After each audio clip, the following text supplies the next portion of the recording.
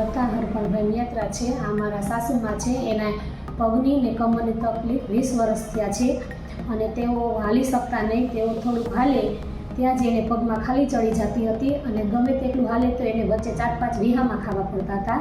પછી ધીમે ધીમે તો એક રૂમમાં ને રૂમમાં હાલતા તો પણ ખાલી ચડી જતી। છેલ્લે તે ટોયલેટમાં જતા તો ટોયલેટમાંથી પાછા આવે ત્યાં પગમાં ખાલી ચડી જતી હતી અને બેસી જતા હતા। પછી અમે રાજકોટમાં શિવ હોસ્પિટલમાં આવ્યા અને નિધિ સર પાસે અમે આવ્યા અને એને અમને ફોટા પાડવાના કીધા, MRI કરાવવાનું કીધું અને કર્યું। તો એનું કહેવાનું એવું થયું કે બાની બધી નળી 2-3 નળી બ્લોક થઈ ગઈ છે અને ગાદી ખસી ગઈ છે। જો તમે ઓપરેશન કરાવો તો સક્સેસ જાય। તો પછી અમે ઓપરેશન કરાવ્યું।